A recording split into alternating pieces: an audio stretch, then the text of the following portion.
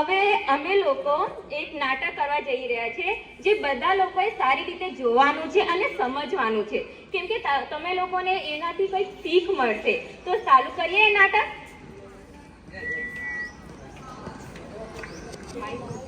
नाटक देखो नाटक देखो नाटक देखो नाटक देखो नाटक देखो नाटक देखो नाटक देखो नाटक देखो नाटक देखो.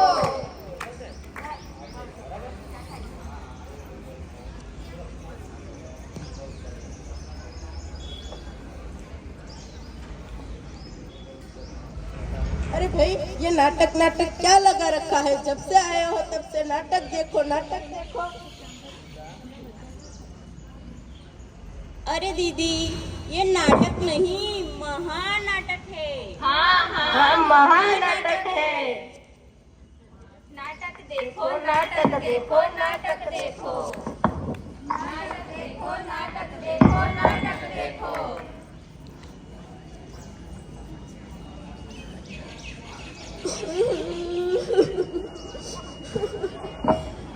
अरे बेटा क्यों रो रही हो? क्या हुआ है? मम्मी भैया ने मोबाइल ले लिया.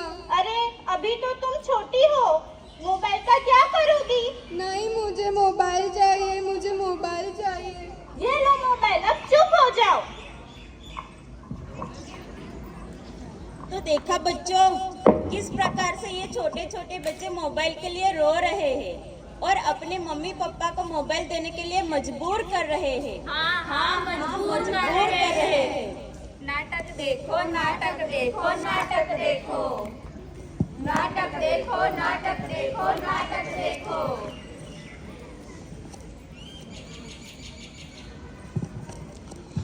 चलो चलो गेम रमे. चल चल मार मार मार.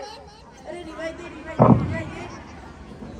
अरे रिवाइज चल चल मार मार मार मार. अरे बच्चों खाना खा लो. मम्मी बाद में खा लेंगे. अरे बच्चों खाना ठंडा हो जाएगा. मम्मी गरम करके खा लेंगे. हे भगवान, इन बच्चों ने तो मुझे परेशान करके रख दिया. जब भी खाना खाने के लिए बुलाती हूँ तब मोबाइल लेके ही बैठ जाते हैं. तो देखा बच्चों किस तरह से ये छोटे छोटे बच्चे अपने मम्मी पापा को परेशान कर रहे हैं. हाँ परेशान कर रहे हैं. मोबाइल की वजह से हम अपनी पढ़ाई से भटक रहे हैं और हम अपना पूरा ध्यान मोबाइल में गेम खेलने में व्यस्त कर रहे हैं.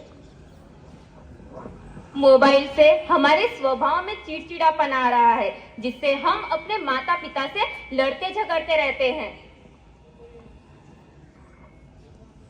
और मोबाइल ज्यादा देखने से हमारी आंखों की रोशनी कमजोर हो जाती है. तो चलो हम आज एक प्रतिज्ञा लेते हैं. બધા બધાની જગ્યાએ ઊભા થઈ જાય પોતપોતાની જગ્યાએ. हम आज के बाद 12 साल से कम उम्र के बच्चे मोबाइल नहीं देखेंगे और अपने माता पिता का कहना मानेंगे और हम अपनी पढ़ाई मन लगा के करेंगे.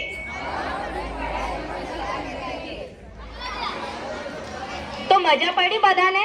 कोई મને કહેશે કે આમાંથી શું શીખવા મળ્યું? કોઈ હાથ ઊંચું કરશે કે શું શીખવા મળ્યું આ નાટકમાંથી? કોઈ એક હાથ ઊંચો કરો. જેને કંઈ કહેવું હોય આ નાટક વિશે એનું હાથ ઊંચું કરે. યસ આજો.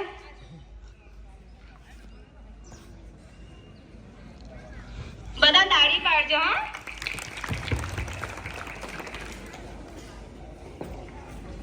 શું શીખ્યા તમે? નામ શું છે તમારું? મારું નામ મિત્તલ છે. મોબાઈલનો વધારે પડતો ઉપયોગ ન કરવો અને પોતાના માતા પિતાની વાત માનવી અને ભણવામાં ધ્યાન આપવું.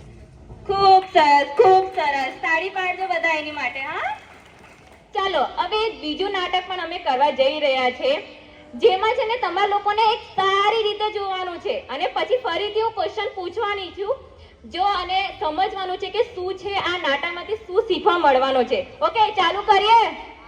હા કે ના? બહુ સરસ.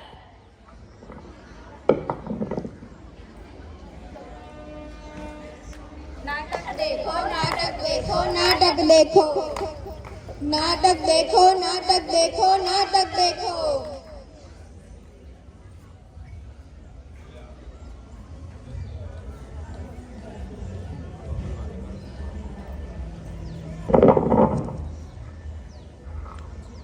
હાય કેમ છો? હેલો, અમે તો મજામાં છીએ. શું વાત છે, બહુ ખુશ લાગે છે? હા, આજે મારા ઇન્સ્ટાગ્રામ પર એક છોકરાની રિક્વેસ્ટ પડી હતી અને અમે હવે રોજ વાતો કરીએ છીએ. આ જે છોકરા સાથે તું વાત કરે છે એને તું ઓળખે છે? ના, હું નથી ઓળખતી, પણ એ મારી જોડે ખૂબ સારી રીતે વાત કરે છે. તું એને ઓળખે છે? આ અજાણ્યા છોકરા જોડે વાત નહીં કરવાની. તે હું છોકરો છું એટલે મને ખબર છે બધા છોકરાઓ સરખા નથી હોતા. નથી હોતા. नाटक देखो नाटक देखो नाटक देखो नाटक देखो नाटक देखो नाटक देखो।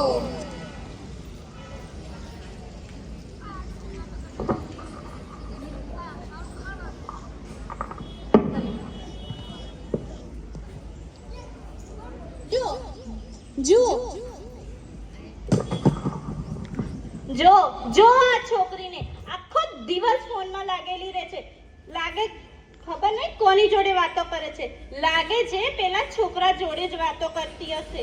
એને એના ભવિષ્યની તો કઈ પડેલી જ નથી એના ભણતરની પડેલી. ચલો હવે જોઈએ આગળ શું થશે.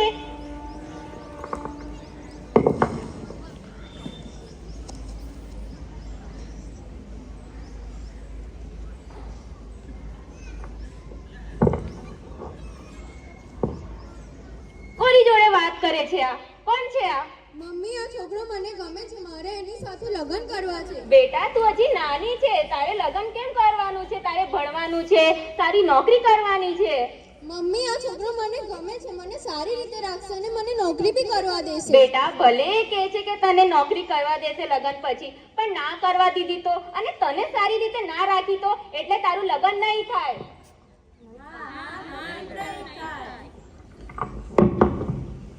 नाटक देखो नाटक देखो नाटक देखो नाटक देखो नाटक देखो नाटक देखो।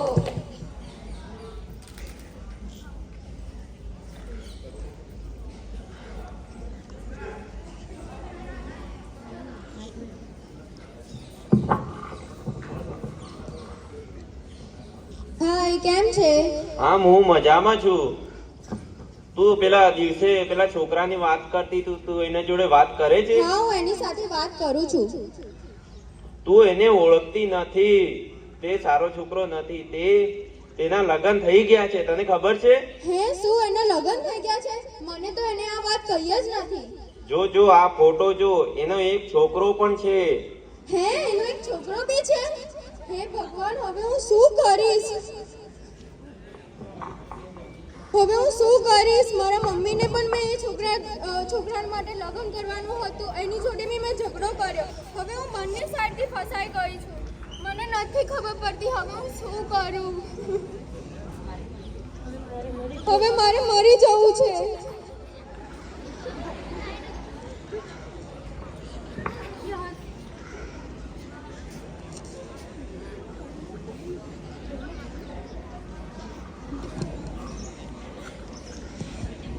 તો જોયું બધાએ કેવી રીતે આ છોકરી એક અજાણ્યા છોકરા સાથે મેસેજમાં વાતો કરે છે અને એની ઉપર વિશ્વાસ કરી બેઠે છે અને પોતાના મમ્મી સાથે પણ તે છોકરાના લીધે ઝઘડી પડે છે અને આગળ તે પછતાય છે અને ખૂબ રડે છે અને સુસાઇડ કરે છે.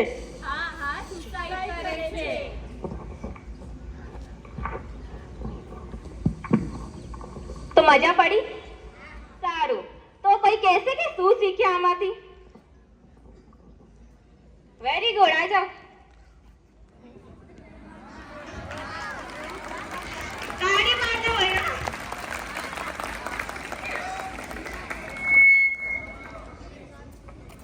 શું નામ છે ભાઈ? મારું નામ પ્રેમ છે.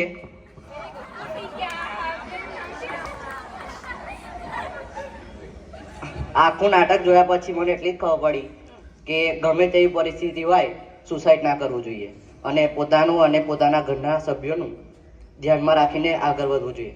બહુ સરસ, બહુ સરસ, બહુ સરસ. કોઈ છોકરીમાંથી આવશે? તાળી પાડજો બધા.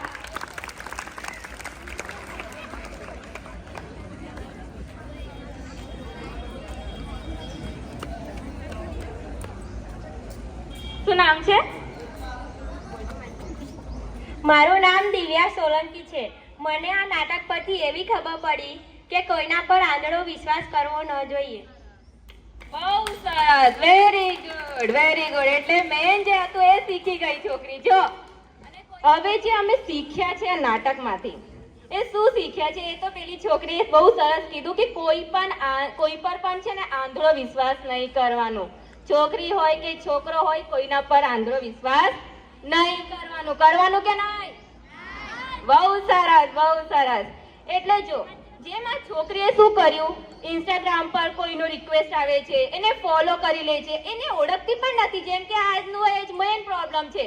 બધા ઇન્સ્ટાગ્રામ, ફેસબુક બધું જ વાપરીએ છે. કોઈનું પણ આવી જાય એટલે વાહ આ તો સારો દેખાય છે, સારી દેખાય છે, એને ફોલો કરી લઈએ, એની જોડે વાત કરવાનું સ્ટાર્ટ કરી દઈએ. હા કે ના? હા, હા. તો જો હવે આને જે કર્યું એ તો ના જ કરવું જોઈએ. કરવું જોઈએ કે નહીં? મેન સુસાઇડ તેના રિલેટેડ કરી, છોકરાના પાછળ એના ઉપર આંધળો વિશ્વાસ કર્યો, મમ્મી જોડે લડી લઈ, હે ને? અને મમ્મીને પણ ભૂલી ગઈ કે મારી મમ્મી શું કરશે મારા મર્યા પછી, સુસાઇડ કર્યા પછી મારા મમ્મીનું શું થશે, મારા પપ્પાનું શું થશે, મારા ફેમિલીનું શું થશે, રાઈટ? એટલે સોશિયલ મીડિયા એવું એક પ્રોબ્લેમ ક્રિએટ કર્યું છે ને બધા માટે કે ભણવાનું તો ભૂલી જ ગયા છે. બસ આ ઇન્સ્ટાગ્રામ એટલે મારા આટલા ફોલોવર, મારા આટલા ફોલોવર, બસ બીજા જોડે ફ્રેન્ડ જોડે મળીએ તો એ જ કરીએ છે. એવું ના કરવું જોઈએ. ઓકે? અને બધાને એ જ કહીશ કે જે તમે લોકો આ ફોલો રિક્વેસ્ટ એક્સેપ્ટ કરો છો એ ના કરતા. ઓળખતા હોય તો જ કરો. આમ ખાલી ફોલોવર્સ બઢાવવા માટે એવી રીતે ના કરજો, કેમ કે તમે લોકો બહુ મોટી પ્રોબ્લેમમાં ફસાઈ જવાનો છો. અને કંઈ ને કંઈ આ જે પ્રોબ્લેમ આ છોકરી જોડે થઈ સુસાઇડ કરવાનું, એ તમારી સાથે પણ ક્યારેક બની શકે છે. તો એવું ના થાય એટલે આ જ ખાલી મેસેજ આપીશ બધાને કે બધાએ મોબાઈલ વાપરવાનું પણ એક લિમિટમાં વાપરવાનું. કોઈના પર આંધળો વિશ્વાસ નહીં કરવાનું અને મમ્મી પપ્પાનું વાત હંમેશા માનવી. કોઈ પણ સિચ્યુએશન આવે ને એટલે પહેલા મમ્મી પપ્પા વિશે વિચારવાનું. ખબર પડી? હા કે ના? Very good, thank you.